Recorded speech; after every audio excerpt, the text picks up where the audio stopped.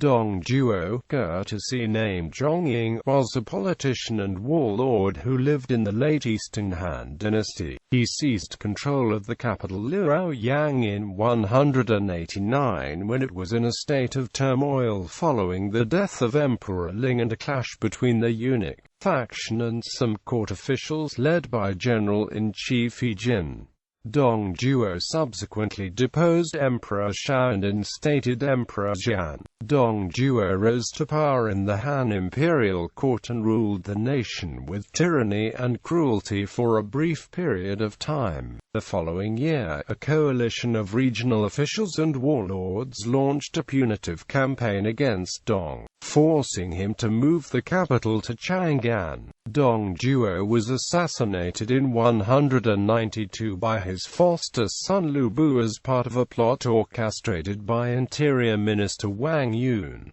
Early life. Dong Zhuo was born in Lintao, Longxi Commandery, and was said to be a chivalrous youth who was excellent in horseback archery in his early days. He traveled around the Qiang region and befriended many men of gallantry. When he grew up, he returned and started farming in the countryside, where he incidentally excavated a blade, which had obscure inscription fading from it which said, "The kings like logging." Quote. When he took the saber to the famed scholar Cai Yong for appraisal, the latter asserted to him that it was the blade of the Hagurman king of Western Shu, Xiang Yu. As a physically adept man with a good background, Dong became an imperial guard, and joined Zhang Wan's campaign against Qiang rebels in Bing province as a major. He was rewarded with 9,000 rolls of fine silk for his performance, all of which he distributed to his colleagues and subordinates.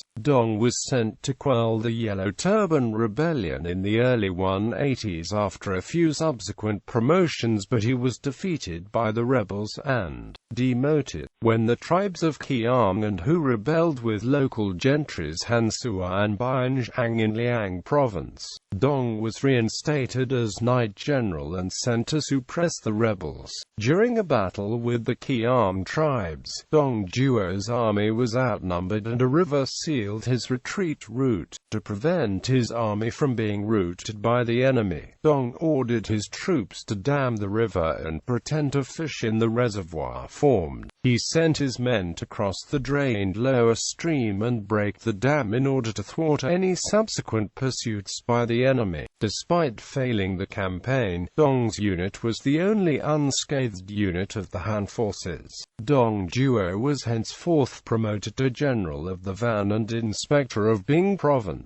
However, he refused to accept his new post as he was unwilling to leave his troops and subordinates back in Liang province. Realizing the Han authority was declining from its failure in subjugating the Qiang tribe, Dong focused on building his power in Liang. At the time, a Han military officer, Sun Jian, suggested to his superior that Dong's arrogance and insubordination to the court warranted a death sentence, but his advice was not heeded. Rise to power. Following the death of Emperor Ling in 189, General-in-Chief He Jin ordered Dong Zhuo to lead troops into Luoyang to aid him in eliminating the eunuch faction. Before Dong's arrival, He Jin was assassinated by the eunuchs and the capital city fell into a state of turmoil. The eunuchs took Emperor Shao hostage and fled from Luoyang.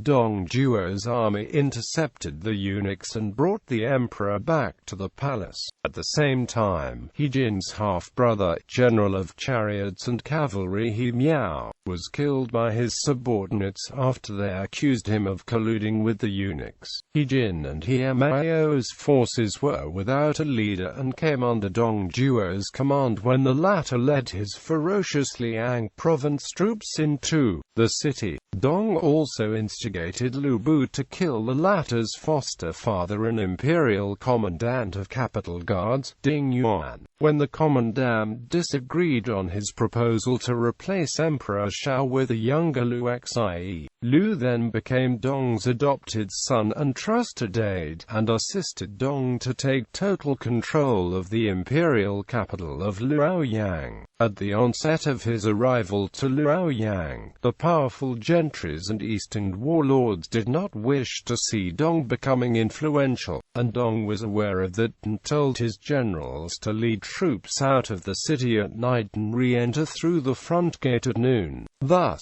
the lords perceived Dong as possessing a sizable army and dared not make a move, and Dong was able to grab power using a series of plots deemed unjust in most Confucians' eyes. In 190, Dong deposed Emperor Shao and replaced him with the Prince of Chenglu, who became known as Emperor Xian. Dong declared himself chancellor and monopolized state power. He was given special permission to carry his sword to the imperial court while others were forbidden to do so. This privilege had not been granted to any state official since He in Emperor Gaozhu's time. The chancellor was also allowed to enter the court without removing his footwear. Records of the Three Kingdoms recorded an incident in which Dong Zhuo led his troops to Luoyang and ordered them to kill all the male inhabitants and loot the city, under the pretext of eliminating a rebel army.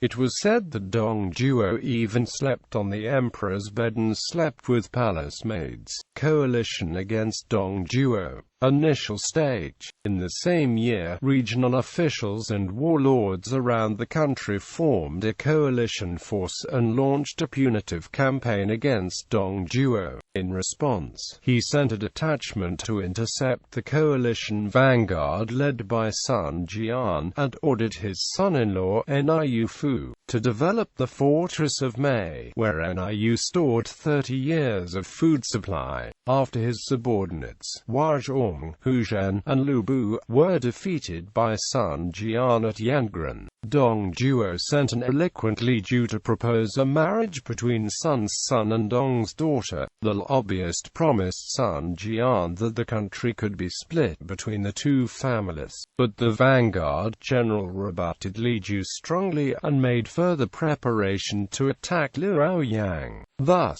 Dong evacuated everyone in Luoyang and moved them to the new capital city of Chang'an in the west. Before the relocation, Dong ordered his troops to excavate the tombs of the late Han emperors for treasures and sent his men to seize valuables from the wealthier residents in Luoyang, as well as burn down the palaces and anything that might be useful to the allied forces. Then, the chancellor assembled his forces in the city and personally led them to ambush the approaching army. When Sun Jian advanced to the imperial graveyard, he was intercepted by Dong, who had been awaiting him. However, Dong Zhuo was unable to suppress his arch-rival, and was routed during the combat. He then ordered Lu Bu to lead a cavalry force back to the city to halt Sun's progress before he took flight for Mianxi. Lu Bu and his knights had gotten back to Luoyang before Sun Jian arrived, but they were unable to hold the eastern third gate when the latter attacked, and a fight inside the city was ensured, wherein Lu Bu was defeated once more.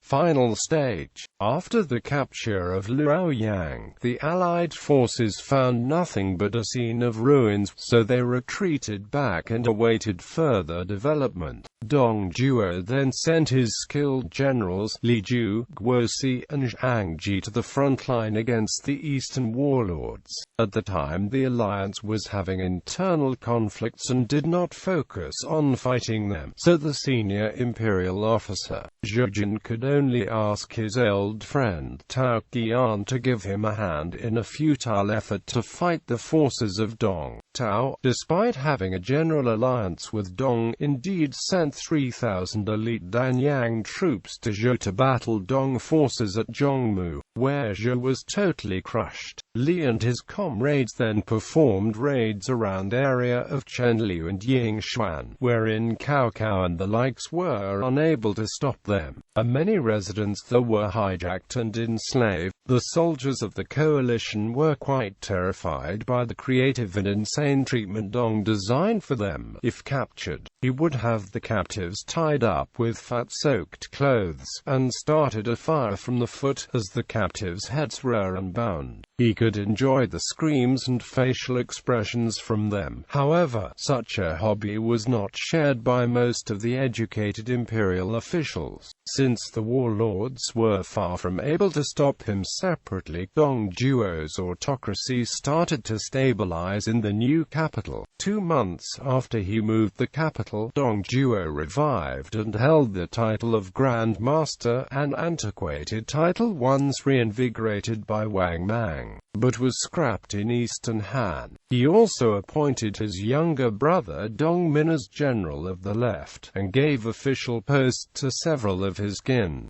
Dong Zhuo had also been constantly building up his personal castle in Mei County near Shang'an, where he thought he could outlive the coalition even if the latter worked together again and waged war on him. He also threw lavish banquets, during which savage tortures would be performed on captured enemies as entertainment. He would first cut the tongue so they wouldn't make much noise for the following operations, which were the severing of limbs and removal of eyeballs. The operations required professional skill because the betrayers would remain conscious when they were thrown into boiling oil. Now, a literal meatball would be rolling around the center of the banquet for all to observe. Dong was quite comfortable with his masterpiece, and enjoyed his meal as usual, while the rest of the audience were said to have experienced a high degree of discomfort. Dong would also dish out cruel punishments to his political enemies. When he was in Luoyang, he wiped out the entire Yuan clan within the city, because Yuan Shao was the leader of the coalition against him. Within 2 years, thousands of public servants were wrongly accused and executed, and numerous commoners were kidnapped or killed under his tyrannical rule. In order to purchase materials for further development of his invincible Mei citadel, he had bells and bronze statues, among which were 9 of the 12 metal colossi, melted and recast into coins. This flooded the market and caused a serious inflation, rendering the currency useless. His venomous policies had greatly reduced Han authority and raised resentment among most gentries and commoners of the time. Downfall and death. Dong Zhuo was fully aware that his provocative actions and reckless behavior had aroused the anger of many, and he was at a high risk of being assassinated by enemies, so he ordered his strongest warrior and adopted son, Lu Bu, as a personal bodyguard, who shadowed him most of the time. When Dong threw a temper, he would hurl a halberd at Lu Bu, who would dodge the weapon every time, and Dong's anger would quickly subside. Nonetheless, Lu bore a furtive displeasure for his adoptive father for that. Besides, as Lu had access to Dong's residence, he had been having an amorous affair with one of Dong's chambermaids, and the couple were constantly in fear of being discovered. In 192, with encouragement from Interior Minister Wang Yun, Lu Bu made his decision to kill Dong Zhuo. One morning, Lu greeted Dong at the palace gate with a dozen trusted men led by cavalry captain Li Su. Li stepped forward and stabbed Dong. Dong cried out for Lu Bu to save him, but Lu merely answered, "This is an imperial order," after which he delivered a fatal blow to Dong. It was recorded that Dong's corpse was left on the streets for people to enjoy the sight of a lit corpse. The official guarding the corpse lit a wick on Dong's navel and it burned for days with the corpse's fats as fuel. but a special provision stating anyone who went forth to collect the body would be killed. However, 3 officials including the famous Cai Yong still challenged the order and were executed. Meanwhile, all the affiliates of Dong clan were put to death, including Dong's 90-year-old mother, who screamed for her amnesty. Legacy. After Dong Zhuo's death, several of his loyalists, such as Li Ju, Guosi, Zhangji and Fan Shu, escaped on the belief that their allegiance to him would be considered as treason. Wang Yun, who had taken control of the government, heard their appeal for pardon and said, "Of all those who should be forgiven, they are the exceptions." The 4 then planned to relinquish the positions and go into hiding. However, an advisor named Jia Zhu suggested they should take this opportunity to launch a strike at Chang'an since the Liang faction was actually unscathed. The 4 then roused several thousand hardcore followers to attack Chang'an. Wang sent Zhu Rong and Fu Zhen to fight the Liang force en route, but Zhu was killed in the first encounter and Hu led his troops to join the rebels, and the size of the rebel force was inflated to 100,000 when they surrounded the capital. Lu Bu attempted to break the siege, but was defeated outside the city gate. Thus Chang'an fell into the hands of Dong Zhuo's followers and Emperor Xian was taken hostage. State power fell into the hands of the Liang faction once again. Family. Father, Dong Zhunya. Mother, Lady Dong, titled Lady of Qiyang, executed. Younger brother, Dong Min. After Dong Zhuo backed Emperor Xian, Dong Min was appointed to the rank of Left General. After Lu Bu killed Dong Zhuo, Dong Min was labeled an accomplice and executed, and his head was put on public display. Nephew, Dong Huang, born in Lintao County, Gansu, fathered by Dong Zhuo, elder brother of Dong Zhuo, executed. Sons. Dong Zhuo had some infant sons who were in Foft and later presumably executed, and at least one son of his was born 171 but died earlier than 190. Granddaughter, Dong Bai, born after 178, titled Lady of Baiyang, presumably executed. Grandson, born 186, executed. Daughter, married an Yufu. Foster son, Lu Bu. Appointments and titles held: Infantry and Cavalry Officer, Inspector of Bing Province, Administrator of Hedong, East General of the Household, General who defeats barbarians, Marquis of Li, General of the Vanguard, Excellency of Works, Grand Commandant, Marquis of May, Chancellor of State, Grand Master. In fiction, Romance of the Three Kingdoms, a 14th-century historical novel by Luo Guanzhong, was a romanticization of the events that occurred before and during the Three Kingdoms era. Because the real-life Dong Zhuo was already much of a cruel and treacherous character, the novel probably could do little more to accentuate the treachery and cruelty. It did, however, on 2 occasions deviate from the history. Dong Zhuo and the Three Sworn Brothers. Dong Zhuo first appeared as early as late in Chapter 1, being sent to quell the Yellow Turban Rebellion. Dong Zhuo was defeated by the rebel leader Zhang Zhao and the battle was turning into a rout. The 3 newly sworn brothers, Lu Bei, Guan Yu and Zhang Fei, happened to be nearby. They then led the forces out to Dong Zhuo's rescue. Suddenly met with this new opposition, the rebels were swept off their feet and had to retreat. After returning to camp, Dong Zhuo asked the 3 brothers what offices they currently held, and they replied that they held none. Dong Zhuo harumphed and then ignored them. This angered Zhang Fei so much that he grabbed his sword and wanted to kill Dong Zhuo. He was however stopped by his 2 brothers, who suggested taking the service elsewhere. Thus was Dong Zhuo's life spared and the 3 brothers went their own way.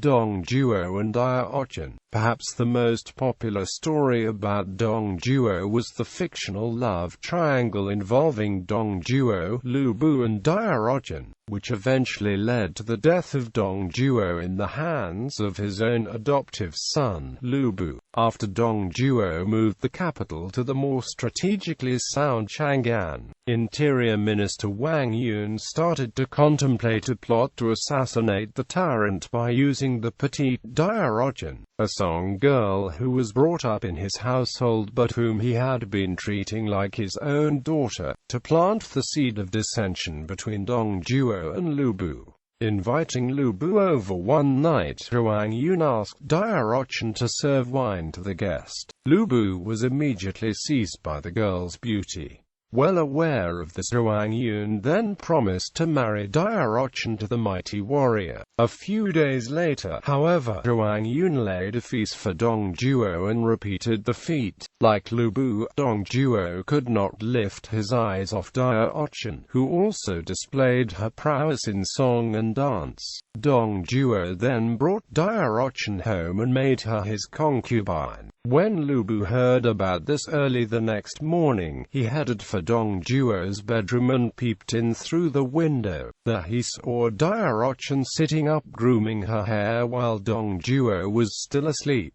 Aware of Lu Bu's presence, Diaochan put up a sorrowful expression and pretended to wipe tears off her eyes with a handkerchief. A similar incident recurred about a month later, but this time Dong Zhuo woke up in time to see Lu Bu staring fixedly at Diaochan. Lu Bu was then thrown out and forbidden to come into the house. Then one day, while Dong Zhuo was holding a conversation with Emperor Xian, Lu Bu stole to his foster father's residence and met with Diaochan in the Fengyi pavilion. Weeping, Diaochan pleaded with Lu Bu to rescue her from Dong Zhuo. Placing his halberd aside, Lu Bu held Diaochan in his arms and comforted her with words. Right then, Dong Zhuo returned to find the Zhuo in the pavilion.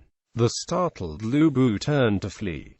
Dong Zhuo grabbed the halberd and gave chase. Being too slow, Dong Zhuo could not catch up with the agile Lu Bu. He then hurled the halberd at Lu Bu, but the latter fended it off and got away. After the incident, Lu Bu became increasingly displeased with Dong Zhuo. The displeasure was further inflamed by Wang Yun, who suggested subtly that Lu Bu kill Dong Zhuo. Lu Bu was eventually persuaded. The conspirators sent Li Su to fetch Dong Zhuo from his castle in Mewu under the pretense that the emperor intended to abdicate the throne to the warlord. The overjoyed Dong Zhuo then came to the palace gate where his troops were barred from entering. As Dong Zhuo's carriage neared the palace building, soldiers loyal to Wang Yun escorted Dong Zhuo to the trap they set. Then suddenly a general stabbed Dong Zhuo. Injured only in the arms, Dong Zhuo then cried out for Lu Bu to save him. Lu Bu walked over and impaled Dong Zhuo's throat with his halberd, proclaiming, "I have an imperial decree to slay the rebel."